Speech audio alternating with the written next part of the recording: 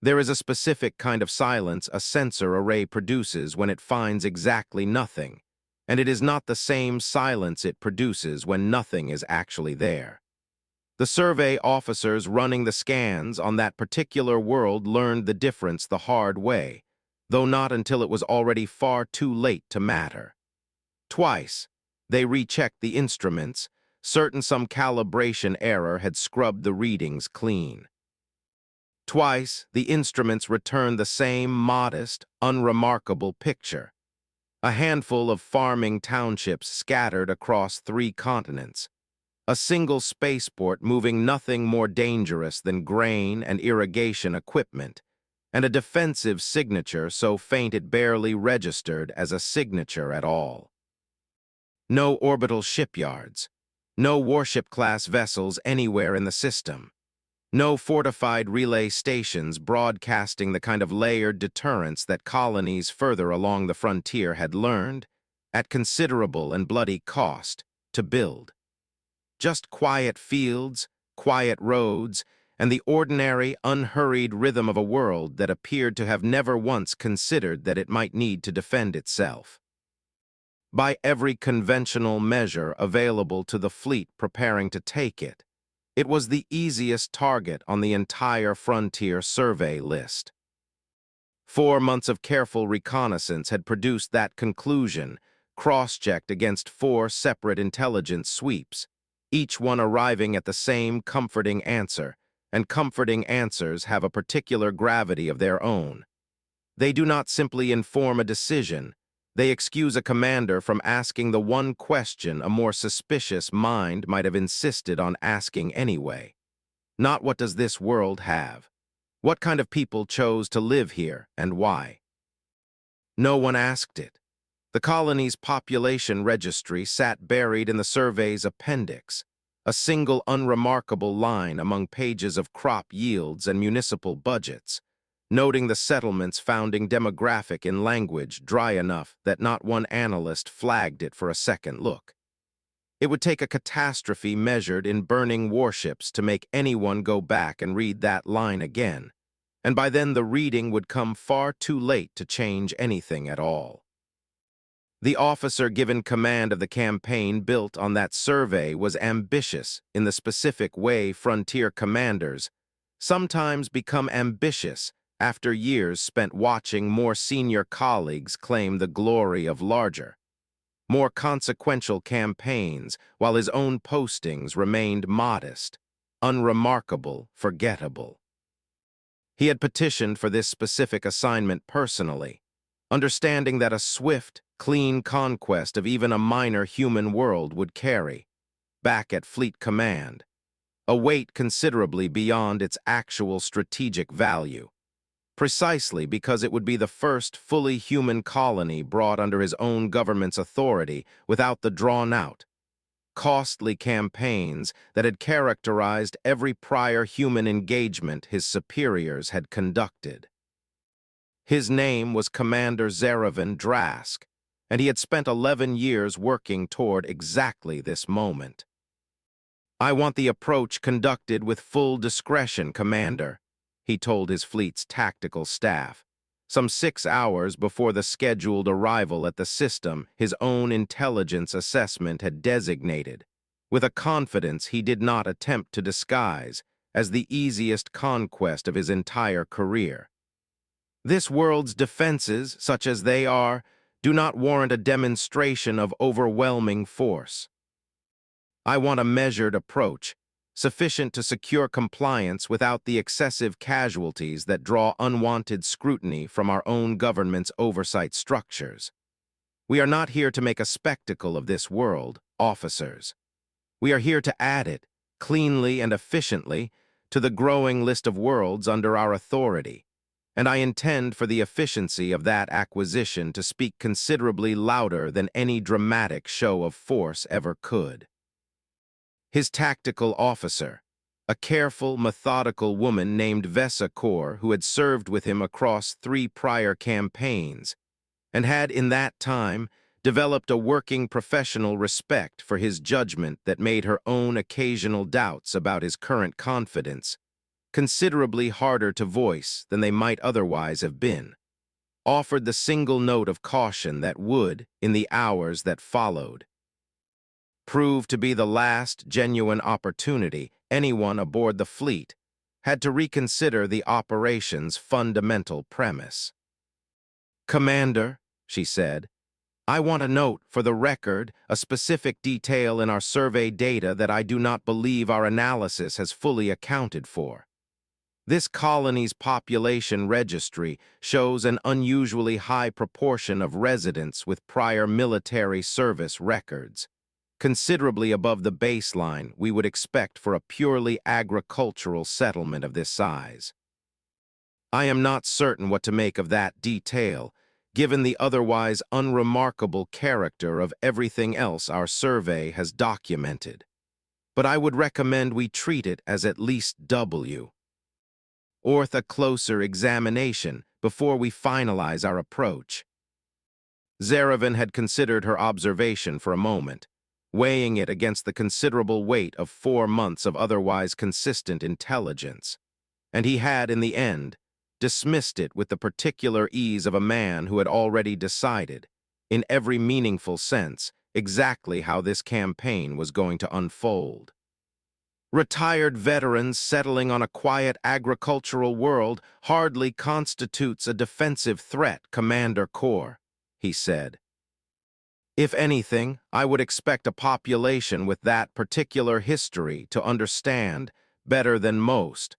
the wisdom of accepting favorable terms rather than resisting an occupation they have no realistic capacity to prevent. Proceed with the approach as planned." Core had not pressed the point further,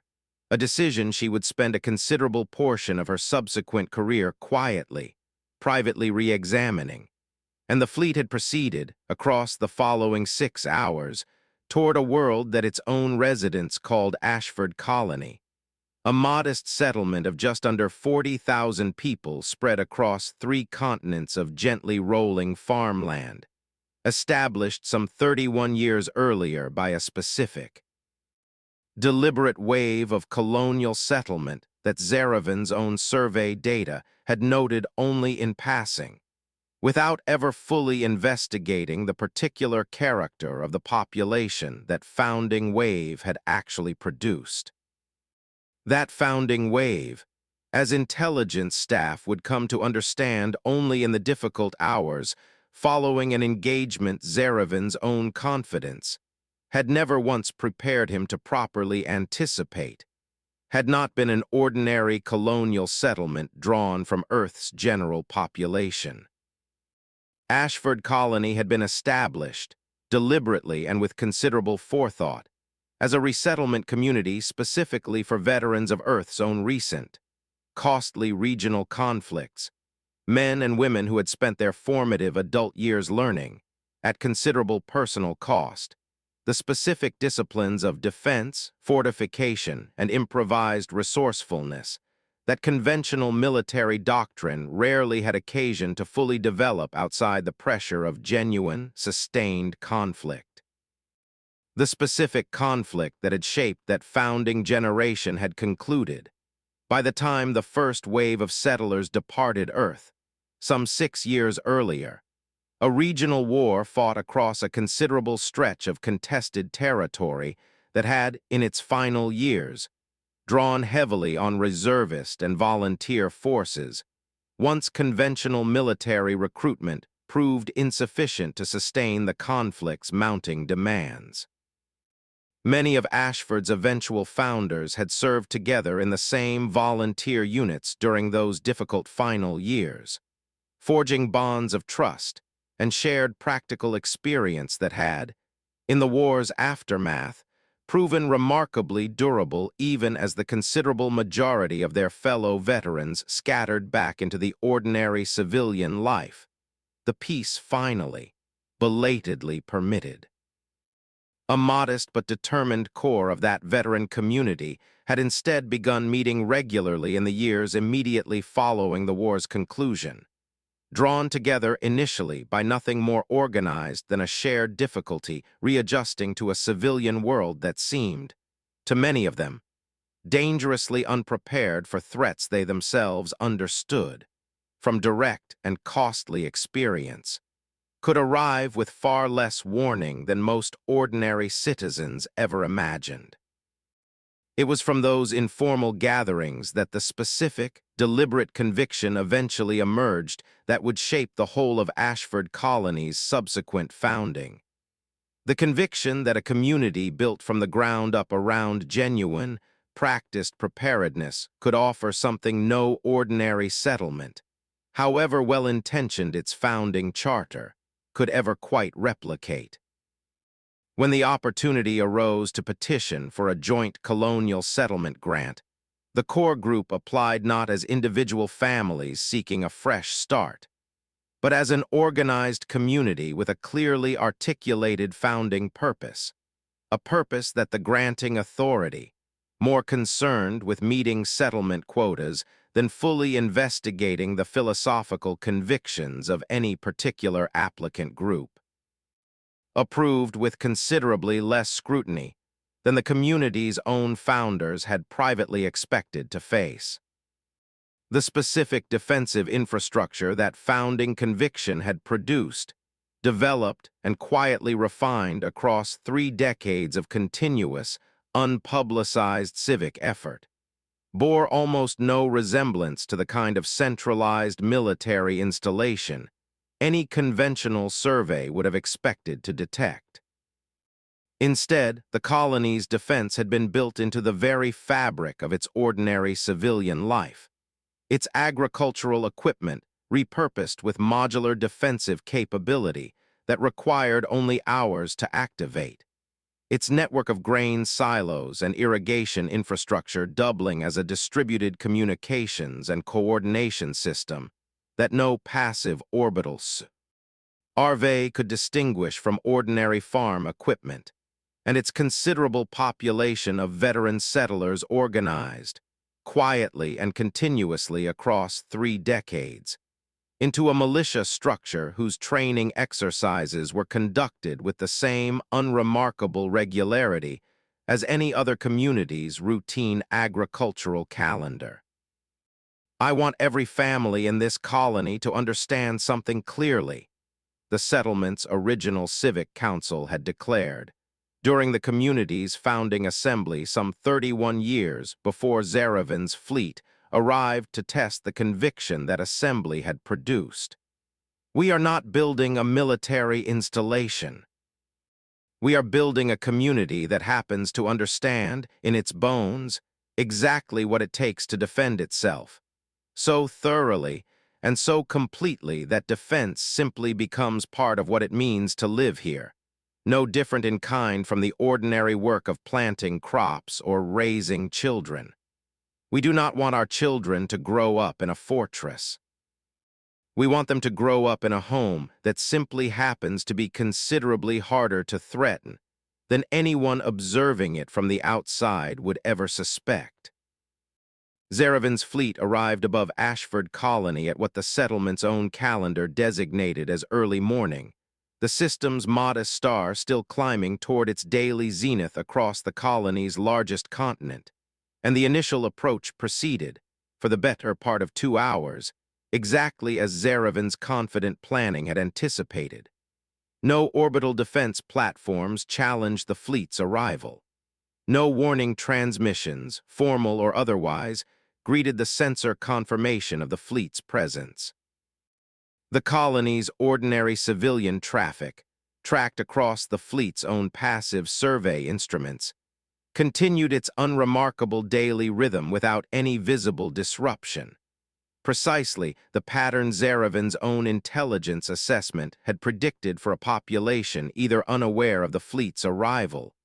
or, more likely in his own confident estimation, already resigned to whatever terms an occupying force chose to impose. Communications officer, transmit the standard formal notification, Zeravin said, standing at his flagship's command station with the settled, satisfied confidence of a man watching a carefully planned operation unfold exactly as designed. I want this colony's government informed, clearly and without ambiguity, that this world now falls under our administration's authority, and I want the terms of that administration communicated in language generous enough to encourage swift, voluntary compliance. The transmission, delivered across every frequency the colony's own communications infrastructure appeared to utilize, produced a response that arrived within minutes, considerably faster than Zeravin's own experience across prior campaigns had generally anticipated from a civilian population processing news of this magnitude for the first time. "Fleet Commander," the response read, translated through the fleet's own linguistic matrix into language that carried, even through the imperfect mechanics of translation, a specific, unhurried steadiness. That core, monitoring the exchange from her own station, found herself noting with a private unease she did not yet have sufficient information to fully articulate. "This is Ashford Colony's Civic Council. We acknowledge receipt of your transmission. We would ask, before any further discussion of terms proceeds, that you confirm the specific legal basis under which your government claims authority over an independently settled colonial world, and that you provide formal documentation of that claim for our own council's review." Zaravin read the response with a faint, dismissive amusement. That core, watching his reaction from across the bridge, understood as the specific quality of confidence that had carried him successfully through 3 prior campaigns against considerably less prepared adversaries. "A modest attempt at procedural delay," he said. "Understandable, if ultimately futile, given the actual balance of capability between this fleet and whatever this colony's own resources might amount to. Transmit our standard territorial claim documentation, Commander Corps, and inform their council that we will require a substantive response within 24 hours. The 24 hours that followed proceeded with a specific, deliberate calm on the colony's side of the exchange that Corps found herself, across the considerable length of the waiting period, increasingly unable to reconcile with her own accumulated experience of how civilian populations typically responded to the news that an occupying force had arrived to claim authority over their world. There was no visible panic in the colony's continuing civilian traffic patterns. There was no surge of encrypted communications suggesting a population scrambling to organize some desperate, improvised resistance. The colony's ordinary daily rhythm continued across the full 24 hours. Why? A steadiness that Corps would later come to understand as the specific, practiced calm of a community that had spent 3 decades preparing for exactly this scenario, and had, in the moment it finally arrived, simply begun executing a plan that required no visible disruption of ordinary life to fully activate. "Commander," Corps said, some 18 hours into the waiting period, unable to fully suppress the specific unease that had been building across the preceding hours. "I want to flag again the detail I raised during our initial approach planning. This population's calm is not the calm of a community that has resigned itself to inevitable defeat.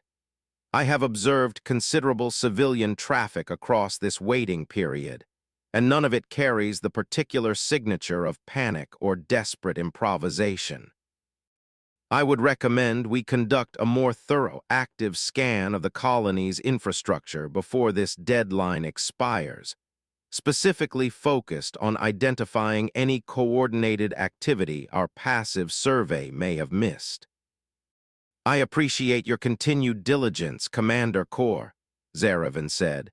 though something in his tone carried the particular, weary patience of a superior officer whose confidence had, by that point,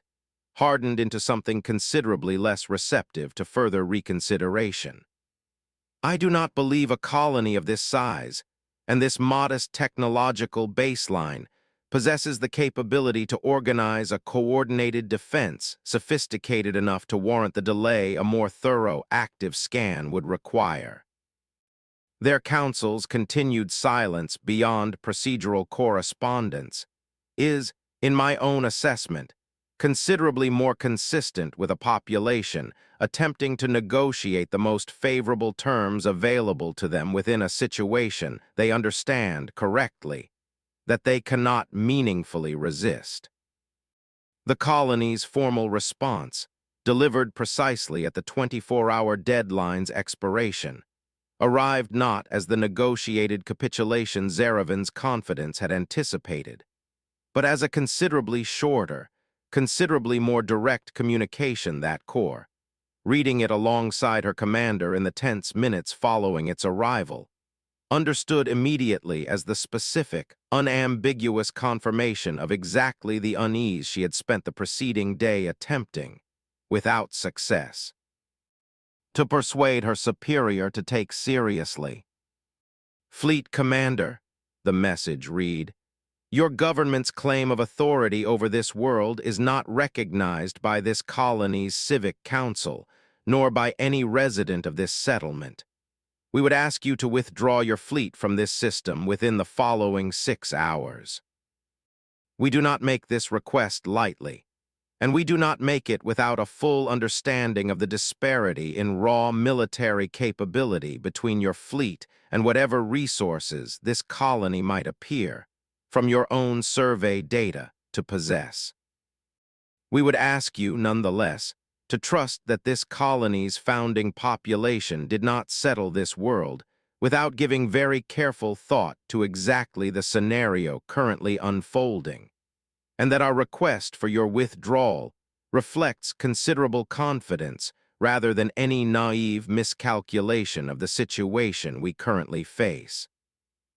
Zaravin read the message twice, and Kor, watching him across the bridge's tense silence, understood, in the specific quality of his continuing composure, that his own accumulated confidence had not yet been sufficiently shaken to produce the reconsideration the message's careful, unhurried defiance genuinely warranted. "A bluff constructed by a population with more courage than sense," he said finally. "I will grant this colony's council a certain admiration for the specific quality of their defiance, Commander Kor, but I do not believe admiration for their courage obligates this fleet to treat their request as anything beyond precisely what it appears to be: a final, desperate attempt to negotiate more favorable terms by projecting a confidence their actual capability cannot possibly support. Proceed with the standard demonstration protocol. I want a controlled show of force, sufficient to communicate the genuine futility of continued resistance without producing unnecessary civilian casualties." The demonstration Zaravin authorized, a modest, deliberately restrained orbital strike directed at an unoccupied stretch of the colony's outer agricultural land, intended to communicate serious capability without provoking the kind of escalation a more aggressive strike might have produced, arrived precisely at the 6-hour deadline's expiration, and it was in the specific, immediate aftermath of that strike that Commander Zaravin's carefully planned, thoroughly researched 4 months in development campaign began its swift, catastrophic collapse. The colony's response arrived within 90 seconds, a coordinated activation of the distributed defensive infrastructure that 3 decades of quiet, continuous civic preparation had built into every corner of the settlement. T's ordinary agricultural life. Modular defensive platforms, disguised for the whole of their operational existence as unremarkable farm equipment, activated across dozens of separate locations throughout the colony's largest continent, delivering a coordinated volley of considerably more sophisticated capability than any passive survey had detected, calibrated with a precision that suggested decades of careful, continuous refinement rather than any hastily improvised response to an unexpected crisis. "Report," Zeravan said, his voice carrying, for the first time since the fleet's arrival, something that might genuinely have been described as alarm. "Multiple coordinated strikes registering across our fleet's outer defensive perimeter, Commander," Kor reported,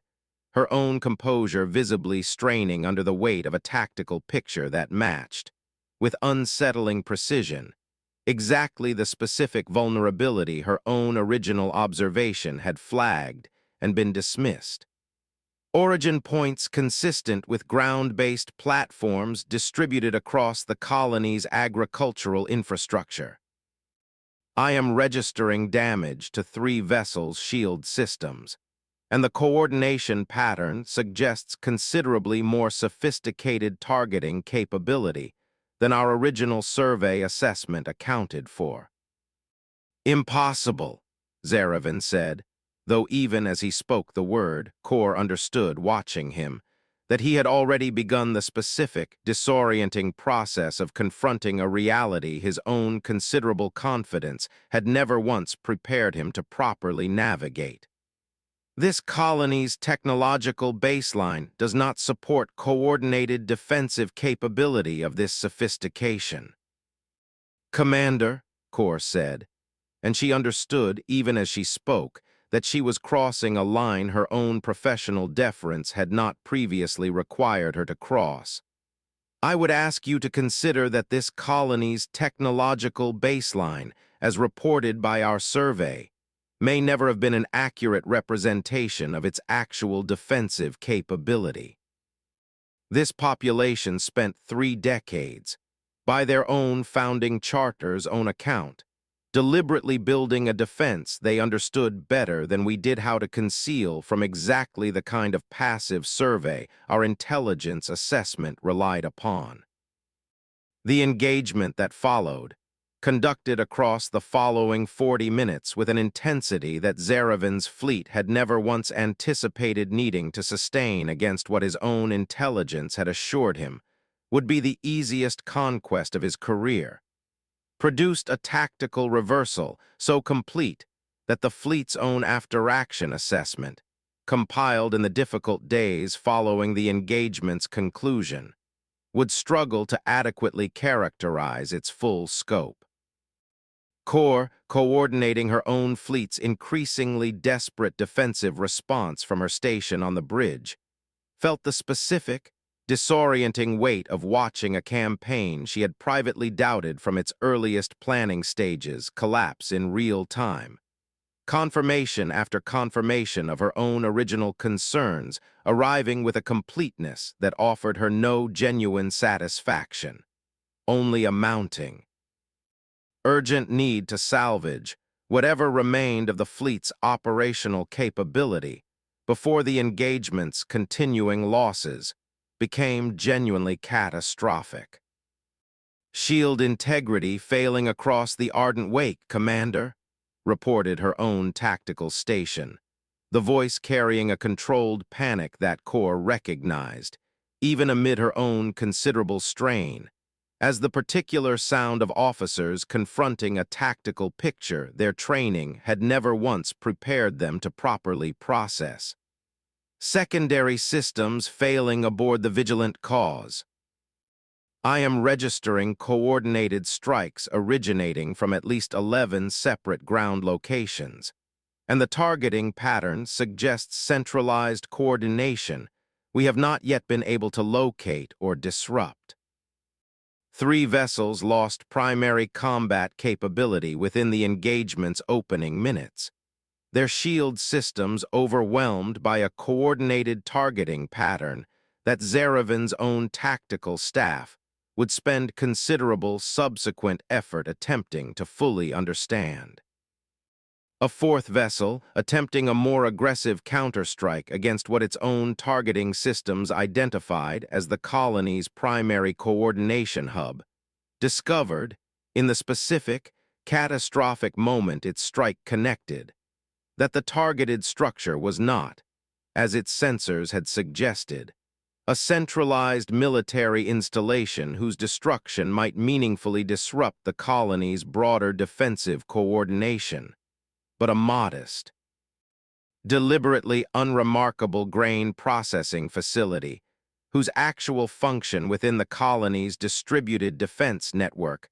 represented only a single, easily replaced node within a system built, from its very founding conception, around the specific principle that no single point of failure should ever be capable of meaningfully compromising the whole. The strike against the processing facility accomplished nothing, Command.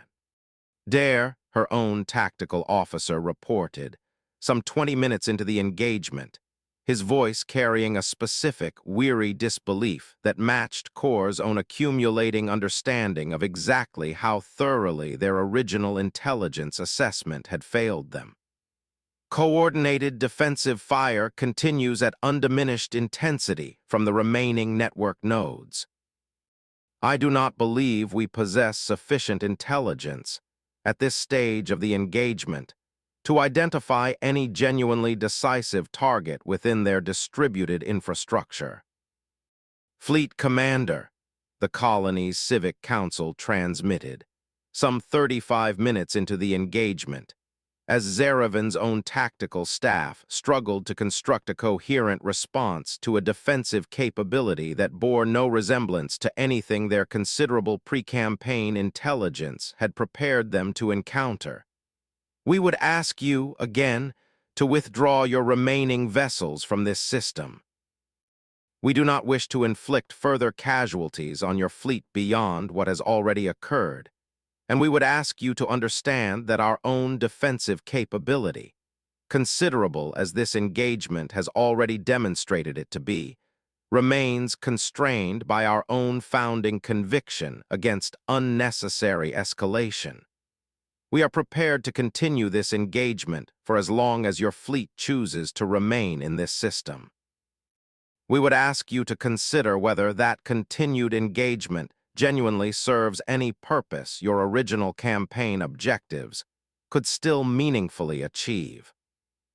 Zaravin stood at his command station, watching the tactical displays steadily accumulating confirmation of an outcome his own considerable confidence had never once required him to contemplate.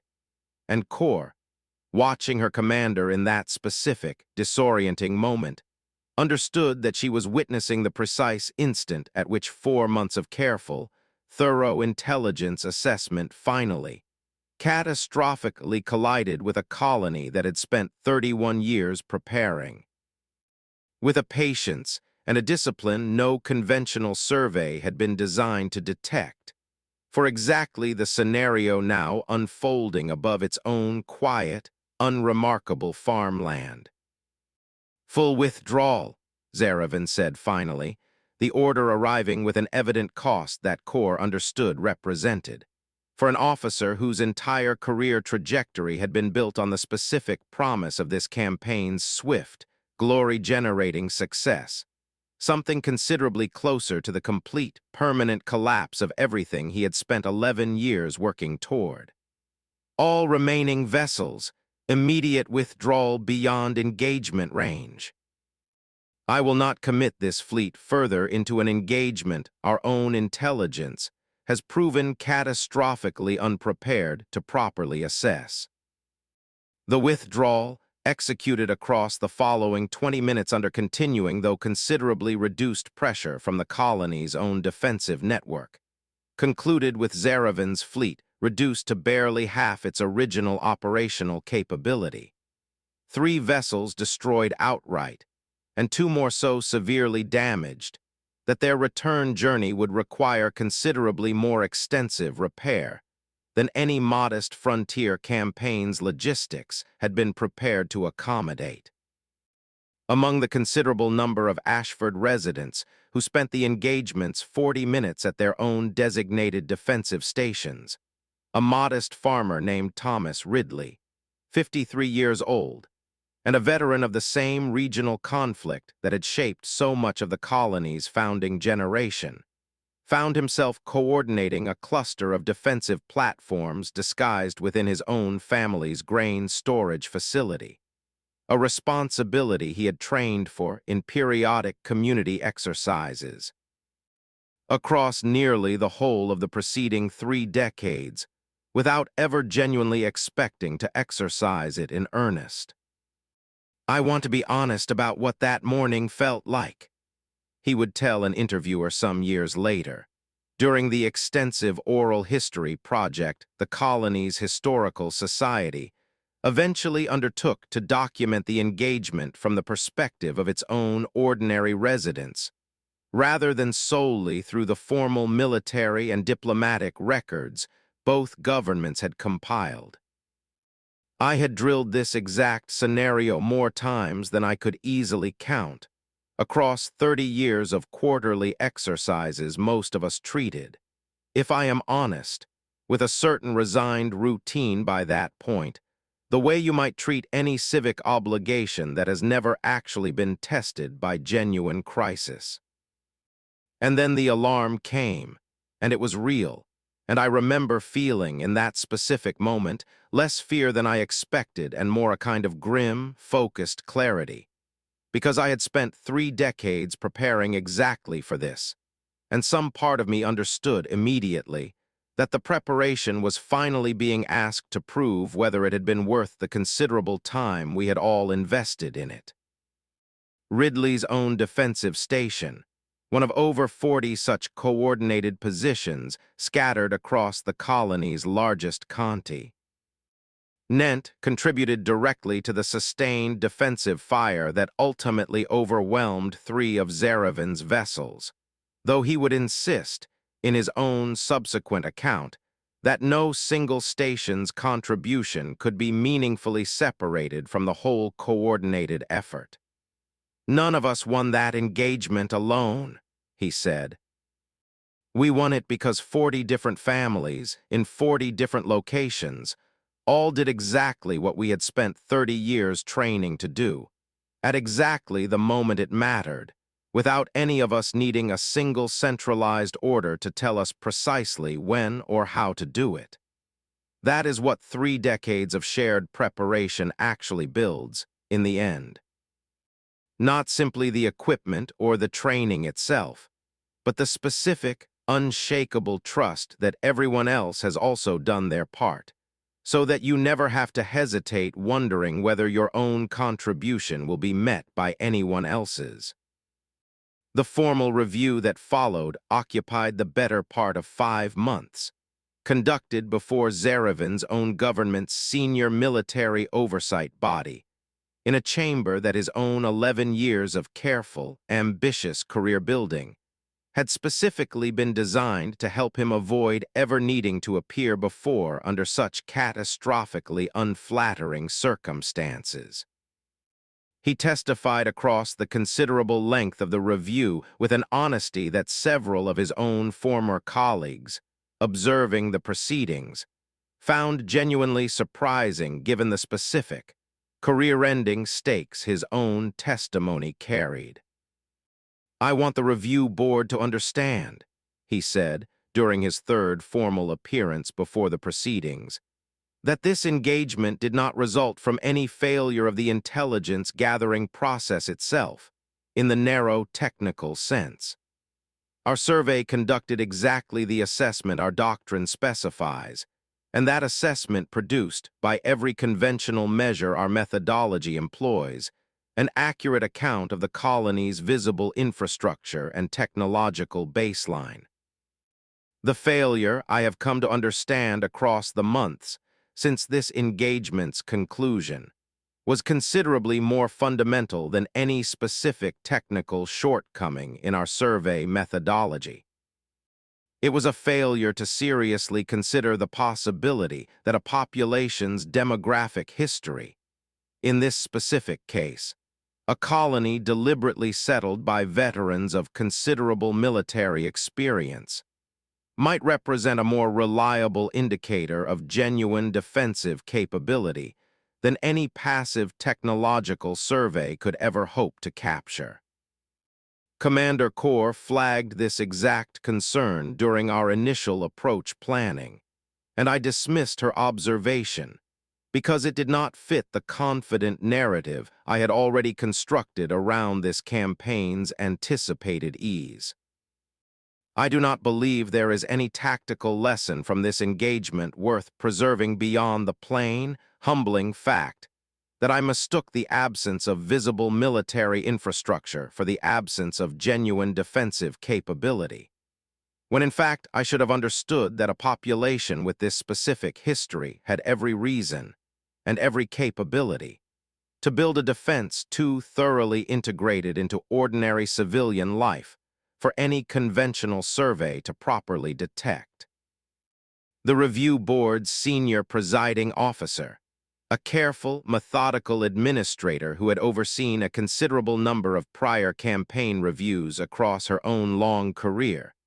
pressed Zaravin further on a specific detail that Core, called to testify in her own subsequent appearance before the same proceedings, would come to understand as the review's most consequential line of inquiry. Not every member of the review board received Zaravin's own account with the same considered attention the presiding officer had shown. Councillor Bresvan Torrell, a senior member of the board whose own career had been built, in no small part, on the specific frontier expansion doctrine Zaravin's original campaign planning had followed, pressed the disgraced commander with a line of questioning that carried, beneath its formal courtesy, a clear resistance to the broader institutional critique his testimony had begun to suggest was warranted. "Commander Zaravin," Torrell said, "I want to be direct about a concern this testimony raises for me. You are proposing, in effect, that this board fundamentally reconsider the demographic assumptions underlying our entire frontier survey methodology, on the strength of a single engagement against a single, admittedly unusual colonial population. I would ask you to consider whether the scale of institutional reform you appear to be recommending is genuinely proportionate to what remains, statistically speaking, an isolated case, or whether it risks introducing a paralyzing excess of caution that could cost this ascendancy considerably more, across future campaigns, than the specific lesson of this single engagement could ever justify." Zaravin considered his answer carefully before offering it, understanding that Torrell's skepticism touched a genuine and legitimate concern his own testimony was obligated to address honestly rather than dismiss for the sake of his own diminished but still meaningful professional dignity. "Counselor," he said finally, "I want to acknowledge directly that a single engagement, however costly, represents a narrow statistical foundation from which to recommend systemic reform. I would ask this board to consider, however, that the specific mechanism underlying my own failure was never unique to this particular colony. Any population deliberately settled by individuals with elevated defensive experience and genuine collective motivation to prepare for exactly this scenario represents a comparable risk, regardless of how rare such deliberate settlement patterns may currently be within the broader human colonial network. I do not believe this board can responsibly treat my own catastrophic misjudgment as an isolated anomaly, Counselor, precisely because the specific vulnerability it exposed. Our methodology's complete inattention to a target population's demographic history and founding motivation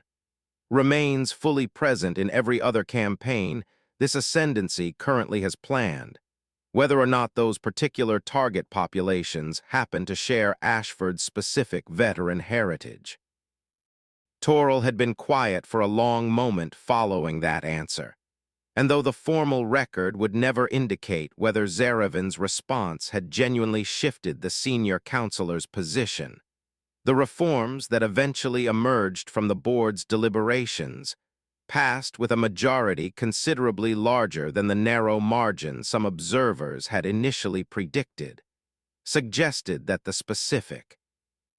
careful distinctions Zeravan had drawn between an isolated tactical anomaly and a genuinely systemic methodological blind spot had carried weight beyond what his own admission of personal error, however candid, could have achieved alone. "Commander Zeravan," the presiding officer said, in the session that followed Toral's extended questioning,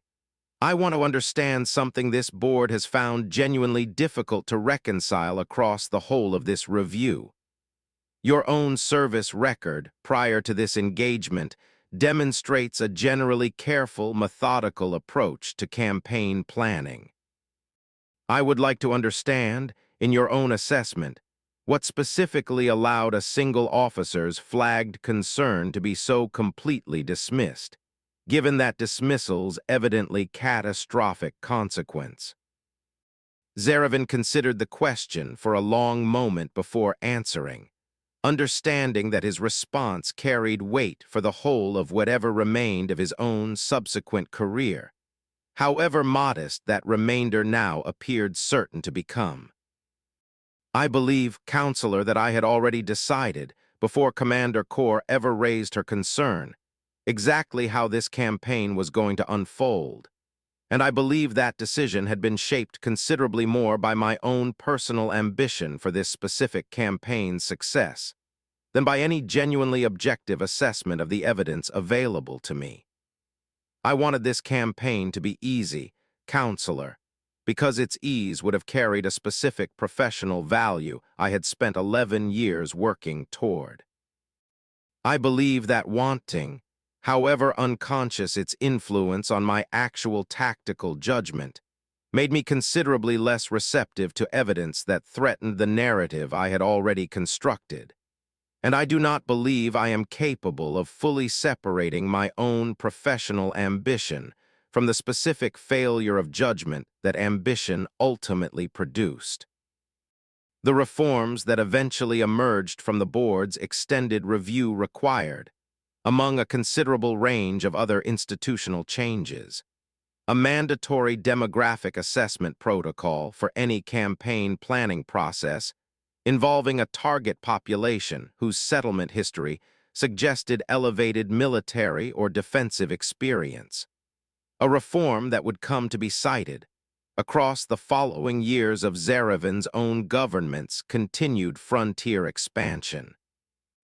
as directly responsible for preventing at least 2 subsequent campaigns from repeating a comparable, potentially catastrophic misjudgment. Commander Kor, called to testify in her own subsequent appearance before the review board, found herself confronting a specific, uncomfortable question during her own testimony that she had not fully anticipated needing to answer, despite the considerable time she had spent, across the preceding months, privately turning it over in her own thinking. "Commander Kor," the presiding officer asked, "your own testimony and the ship's recorded logs confirm that you raised a specific concern regarding this colony's demographic profile during the original approach planning. I would like to understand why you did not press that concern more forcefully once Commander Zeravan's initial dismissal became clear, particularly given the considerable authority your own rank and experience afforded you within the fleet's command." The structure. Kor had considered the question for a long moment, understanding that her own honest answer carried weight not merely for the specific proceedings before her, but for her own private reckoning with a decision she had already spent considerable time privately re-examining. "Counselor, I have asked myself that exact question many times across the months since this engagement, and I do not believe I have a fully satisfying answer. I want to be honest that a considerable measure of ordinary professional deference contributed to my decision not to press the point further. Commander Zeravan had commanded 3 prior campaigns successfully, and I had, by that point in our working relationship, developed a genuine trust in his judgment that made me reluctant to escalate a disagreement beyond what I judged, at the time, to be the appropriate bounds of a subordinate officer's counsel. I believe, in retrospect, that this deference was a mistake, and I have come to believe that an officer possessing genuine, well-founded concern about a command decision's underlying premise has an obligation that extends beyond simply noting that concern once and allowing a superior's dismissal to end the matter. I did not fully meet that obligation in this instance, Counselor, and I do not believe Commander Zeravin's own considerable culpability in this engagement's outcome relieves me of my own smaller share of the same underlying failure. That testimony, delivered with a candor that several observers of the proceedings found genuinely striking given how easily Kor might have simply allowed the review's focus to remain entirely on her former commander's more obviously central failure, would eventually contribute to a secondary reform the board's final ruling, incorporated alongside its primary recommendations.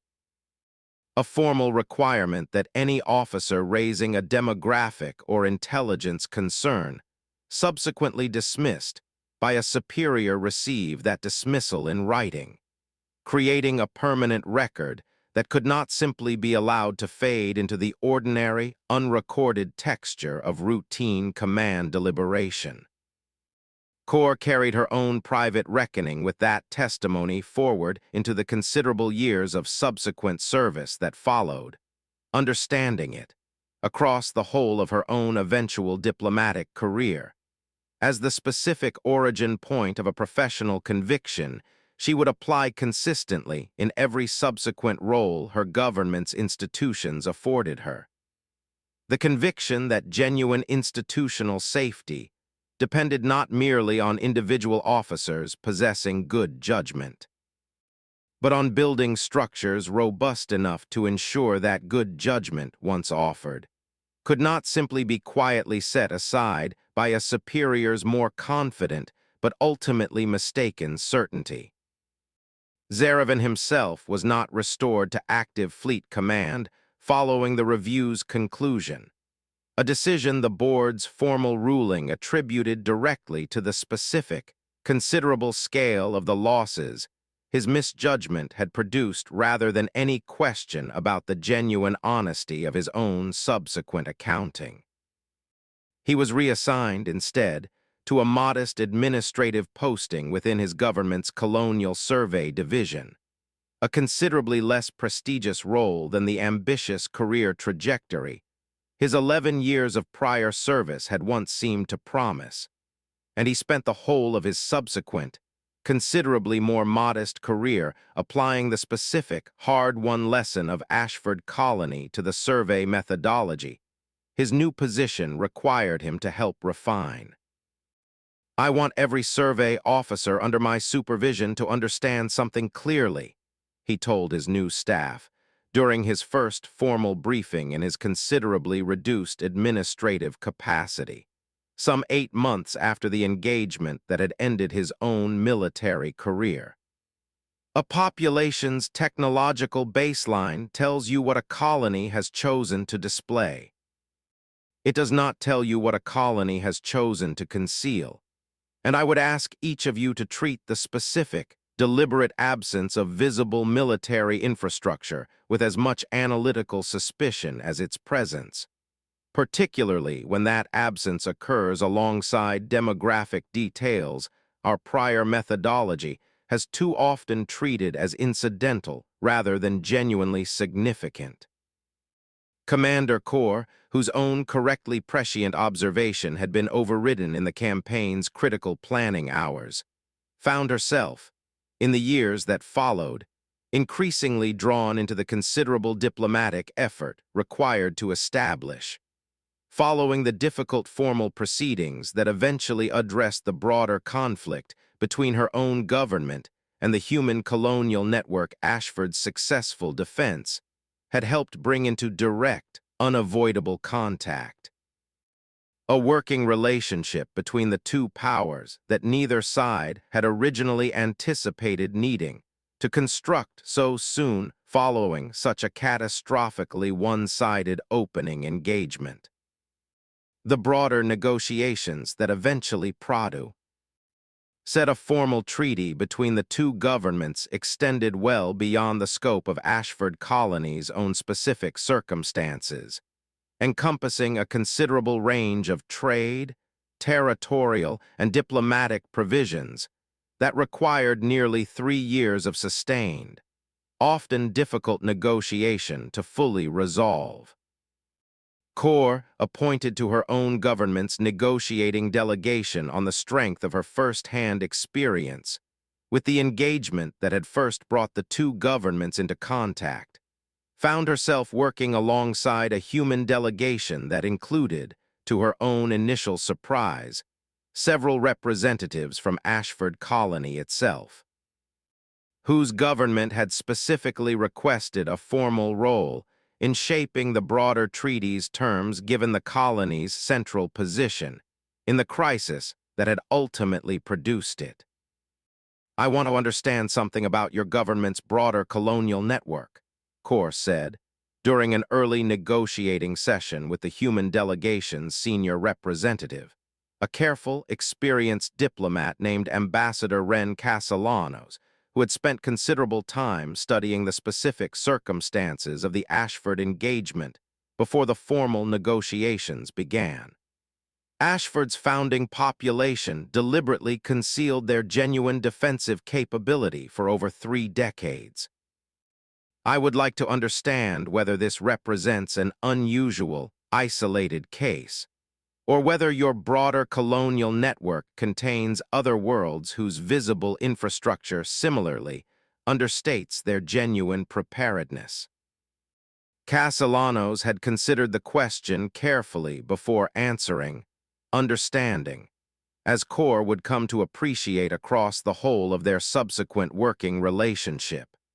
that the human delegation's own approach to the negotiations was built on a foundation of careful, deliberate honesty rather than any strategic advantage that might be gained through calculated ambiguity. "I want to be direct with you, Commander, in a manner I hope will serve both our government's long-term interests better than a more cautious diplomatic answer might," she said. "Ashford Colony represents an unusually deliberate, unusually concentrated example of the specific phenomenon your question describes, but I would not describe it as entirely isolated. Our broader colonial network includes a considerable number of worlds whose founding populations carry, in varying degrees, similar convictions about the wisdom of maintaining defensive capability that exceeds what any outside observer might reasonably expect from their visible infrastructure. I do not say this to threaten your government, Commander. I say it because I believe your own government's future security planning will be better served by an honest accounting of this pattern than by any comfortable assumption that Ashford represented a unique, unrepeatable circumstance. That exchange, and the considerable number of similarly candid conversations that followed it across the whole of the negotiation process, would eventually shape a treaty provision that neither government had originally anticipated, including in their formal agreement. A mutual commitment to conduct joint demographic and historical review of any future contact scenario, ensuring that neither side would again approach a potential conflict or a potential partnership without the kind of thorough contextual understanding that Zeravin's own original campaign planning had so catastrophically lacked. She traveled to Ashford Colony herself, some 2 years after the original engagement, as part of a modest diplomatic delegation tasked with establishing the specific terms of a formal non-aggression arrangement between her own government and the broader human colonial administration that had, in the intervening years, absorbed Ashford's own account of the engagement into its wider understanding of exactly what a prepared, determined frontier population could accomplish against a considerably more technologically advanced adversary.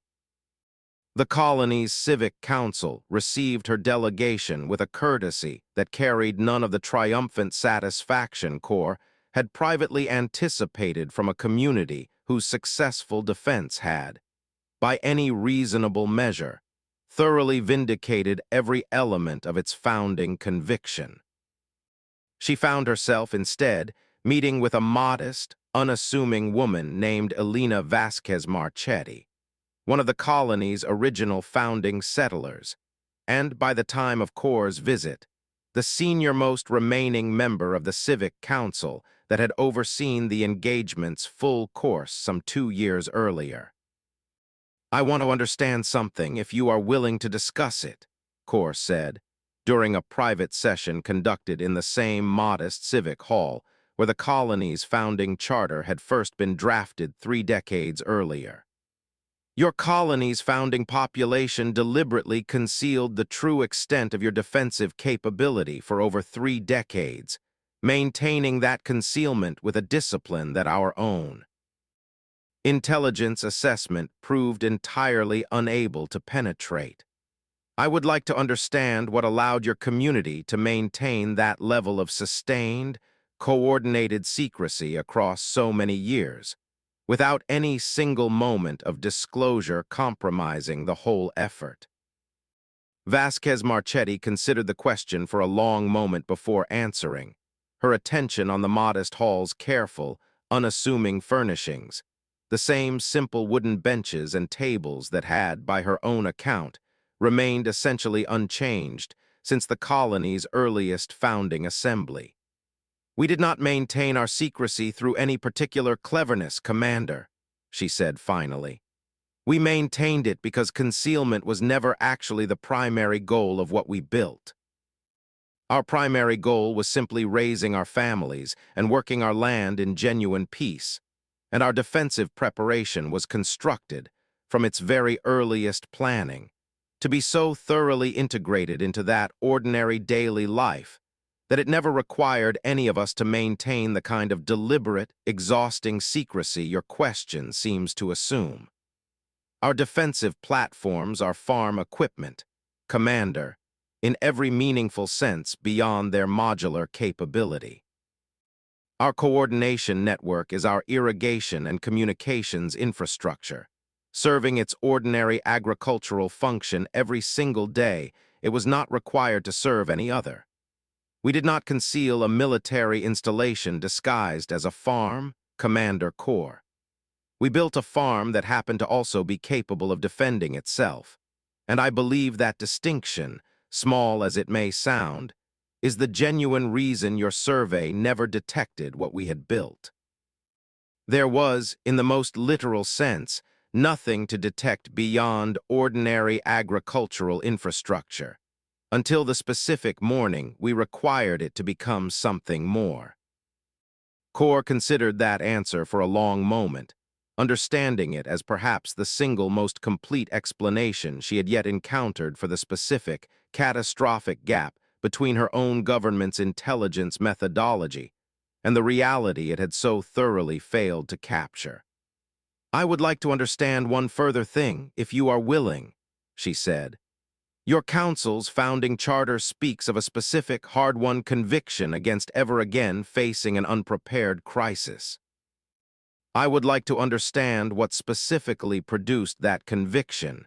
in the community's founding generation,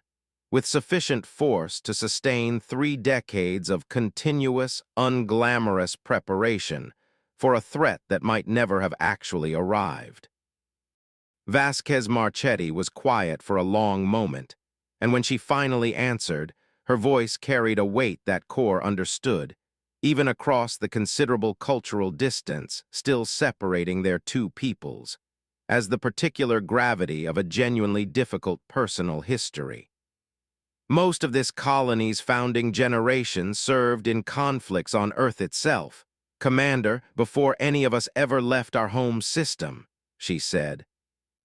I will not describe the specific details of those conflicts, because I do not believe they are mine alone to share, and because I do not believe the specific details matter as much as the general lesson every one of us carried forward from them. We learned, across those difficult years, that unpreparedness is rarely a single, dramatic failure. It is usually a slow, gradual accumulation of small decisions to defer necessary preparation until some more convenient future moment, a moment that all too often arrives only after the crisis it was meant to prevent has already, irreversibly occurred. We decided, when we founded this colony, that we would rather spend 3 decades preparing for a threat that might never arrive than risk even a single day of the alternative we had already personally witnessed the cost of. I do not believe our founding conviction was born from any particular wisdom beyond that, Commander. I believe it was born from having already paid, once, the specific price of learning that lesson too late, and deciding together that we would never willingly pay it again. Kor carried that answer with her for the remainder of her own subsequent career, understanding it, across the considerable years of continued service that followed her own government's difficult diplomatic normalization with the broader human colonial network, as the precise, uncomfortable insight her own considerable military training had never once required her to fully confront. That a population's genuine capability could never be reliably measured by what a survey observed, but only by what a community had already decided, collectively and often invisibly, it was willing to sacrifice in advance to ensure it would never again face an unprepared crisis. She met Vasquez Marchetti a second time, some 6 years after their original conversation,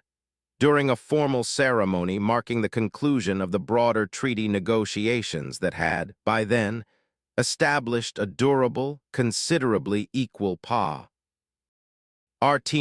between her own government and the full network of human colonial worlds. Ashford's successful defense had first brought into serious, unavoidable diplomatic contention. The ceremony itself was held not at any grand diplomatic venue, but in Ashford Colony's own modest civic hall, the same simple wooden room where Kor had first heard the full account of the community's founding conviction, its walls now carrying, alongside the hall's original, unchanged furnishings, a modest memorial plaque commemorating the engagement that had, however inadvertently, first brought the colony's quiet, determined preparation into the wider galaxy's attention. I did not expect, 6 years ago, that this hall would eventually host the formal signing of a treaty between our two peoples, Kor said, studying the plaque's careful, unadorned inscription,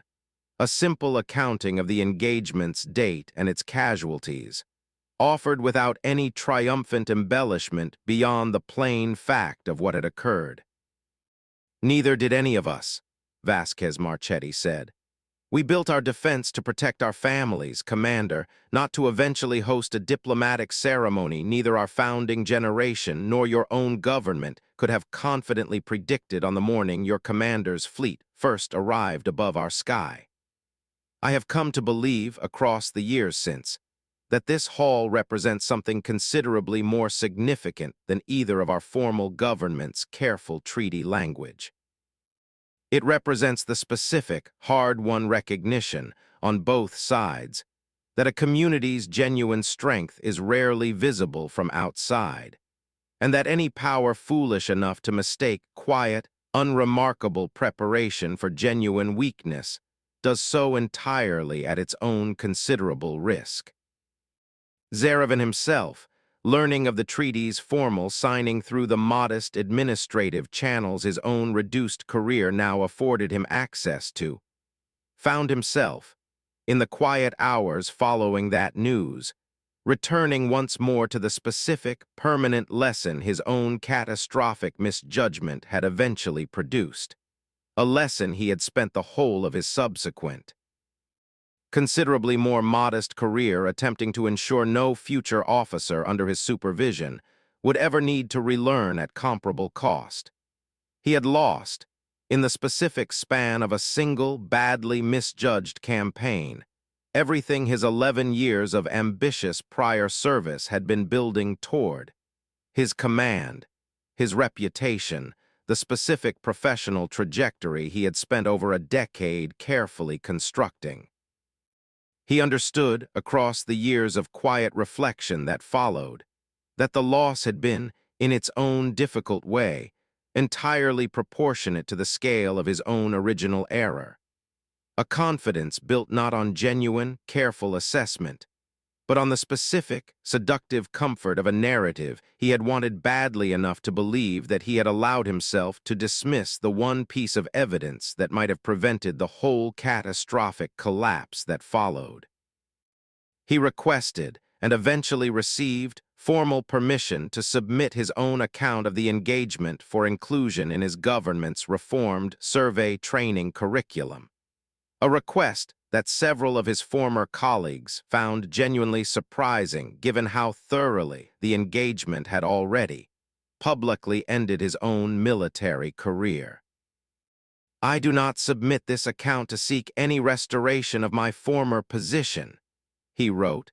in the formal submission that would eventually become required study material for every survey officer trained under his government's reformed methodology. "I submit it because I believe the specific, humbling clarity of watching 4 months of confident, thorough intelligence assessment collapse within the span of a single 90-minute engagement carries an instructional weight that no comfortable, third-person account of my error could ever fully replicate. I underestimated a single human colony, and that underestimation cost me everything I had spent 11 years building toward. I do not believe I am a uniquely flawed officer for having made that error. I believe I am an ordinary officer who wanted a specific outcome badly enough that I allowed my own judgment to serve that wanting rather than the evidence genuinely available to me. And I believe that particular vulnerability exists within every ambitious officer this ascendancy has ever trained, waiting for the specific circumstance that will eventually reveal it. Unless our institutional methodology builds deliberate safeguards against it now, rather than waiting for the next officer's career and the next fleet's crew to pay the considerable cost of learning the same lesson I was ultimately forced to learn. Thomas Ridley continued farming his family's land for the remainder of his working life, and he became, in the years following the engagement, an increasingly sought-after speaker within Ashford Colony's own civic education programs, tasked with helping train each new gen. Narration of the colony's young people in the specific disciplines his own founding generation had first developed. He approached that responsibility, by his own account, with a particular seriousness that extended well beyond ordinary civic duty. "I do not want the young people I train to think of what we built here as some kind of thrilling adventure," he told the same interviewer who had documented his account of the engagement itself. "I want them to understand it as the ordinary, unglamorous work of a community that decided together that safety was not something to be purchased from someone else or hoped for from favorable circumstance, but something each generation has to actively, continuously choose to maintain. Most of the 30 years I spent training for that single morning were spent doing nothing more dramatic than routine equipment maintenance and quarterly drills that, if I am honest, occasionally felt like a waste of time we might have spent on more immediately productive work. I want every young person who trains under my instruction to understand that the entire value of those 30 years was realized in a single 90-minute engagement, and that they cannot know, in advance, which of their own routine, unglamorous hours of preparation will eventually prove to be the ones that matter most. Zeravan himself, learning of the treaty's formal signing through the modest administrative channels his own reduced career now afforded him access to, found himself, in the quiet hours following that news, returning once more to the specific, permanent lesson his own catastrophic misjudgment had eventually produced. His own subsequent career within the Colonial Survey Division's training apparatus brought him, on several occasions across the following decade, into direct contact with a new generation of survey officers whose own approach to campaign planning had been shaped, in ways they did not always fully appreciate, by the specific reforms his own testimony had helped produce. One such officer, a careful young analyst named Ussa Kethrin, who would go on to lead her own government's Colonial Survey Division some years after Zeravan's own eventual retirement, sought him out during her own early training,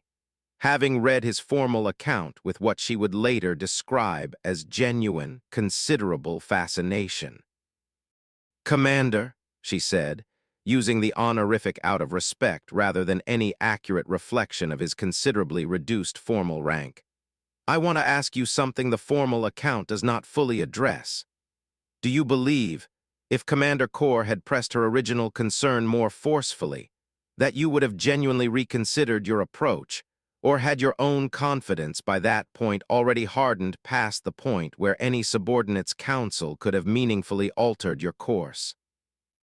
Zeravan had considered the question with the particular, careful seriousness he had come to bring to every conversation touching on the engagement that had reshaped the whole of his subsequent life. "I have asked myself that exact question many times, Analyst Kethrin, and I do not believe I can offer you a fully honest answer with complete certainty, because I cannot genuinely know what I would have done in a counterfactual circumstance that never actually occurred. What I can tell you is that I have built the whole of my subsequent career around ensuring that no future officer's confidence is ever permitted to reach the point mine had reached, regardless of how that officer might respond to a subordinate's counsel in the specific moment it matters. I do not believe individual character alone is a sufficient safeguard against the specific vulnerability that defeated me, analyst. I believe institutions must build structures robust enough to function even when an individual officer's character proves, as mine ultimately did, considerably less reliable than either that officer or his own superiors had reasonable cause to expect. The training curriculum his account eventually helped shape would go on to influence, across the following decades, the whole of his government's approach to frontier campaign planning, a legacy that Kor, reflecting on the whole affair many years later during her own eventual retirement from active diplomatic service, would come to understand as the genuinely redemptive thread running through what had otherwise remained, for the whole of Zeravan's own subsequent career, an unambiguous, permanent professional catastrophe. She returned to Ashford Colony one final time, some 15 years after the original engagement, invited by the colony's own historical society to participate in a formal retrospective marking the anniversary of the treaty's signing. And she found the modest settlement transformed, in the intervening years, into something considerably more substantial than the quiet agricultural world her own fleet had once approached with such catastrophically misplaced confidence. IT's population grown, its civic institutions expanded to accommodate a role within the broader human colonial network that its founding generation could never have confidently anticipated when they first began the patient, unglamorous work of building a defense too thoroughly woven into ordinary life for any outside observer to properly detect. She found Vasquez Marchetti's own granddaughter, by then a senior member of the colony's civic council in her own right, waiting to greet the returning delegation at the same modest civic hall, where every significant exchange of Core's long involvement with the colony had eventually taken place. "My grandmother spoke of you often in her final years," the younger Vasquez Marchetti said, extending the same considered courtesy Core remembered from her very first visit to the colony some 13 years earlier. "She believed the friendship your two peoples eventually built, out of what began as the worst possible circumstance either side could have anticipated, represented the truest vindication of everything our founding generation worked to build here. Not the successful defense itself, though she was certainly proud of that. The friendship that followed it, built on the specific, hard-won recognition that a threat correctly answered need not remain a threat forever." Core considered that observation for a long moment, standing in the same simple room where a colony's quiet, determined preparation had first, so thoroughly and so completely, undone the confident ambitions of a commander who had spent 11 years building toward a single campaign's easy, glory-generating success. And she understood, finally, that the truest legacy of the morning Commander Zeravin's overconfidence first met Ashford Colony's patient. Three-decade preparation was never simply the specific tactical lesson that engagement had produced, nor even the considerable diplomatic partnership that eventually followed it, but something smaller and considerably harder to formalize into any treaty's careful language.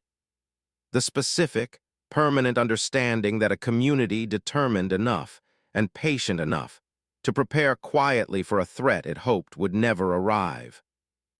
could not be reliably measured by any survey conducted from outside its own boundaries. Before she departed the colony for what would prove to be her own final visit, Core requested and received permission to spend a final afternoon at Ridley's own family farm, by then operated by his grandson,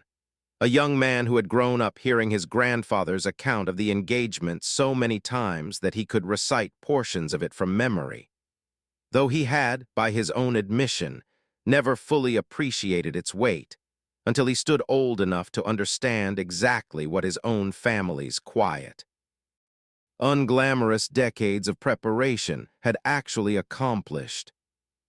"My grandfather used to say that the hardest part of what our founders built was never the physical preparation itself," the younger Ridley told her, walking the same fields his grandfather had once coordinated defensive fire from, now returned entirely to their ordinary, peaceful agricultural function. It was the discipline of maintaining that preparation, generation after generation, without ever knowing whether it would prove necessary, and without ever allowing the absence of any actual crisis to convince the community that the preparation itself had become unnecessary. "I think about that a great deal, Commander, now that I am the one responsible for maintaining my own family's portion of what our founders first built.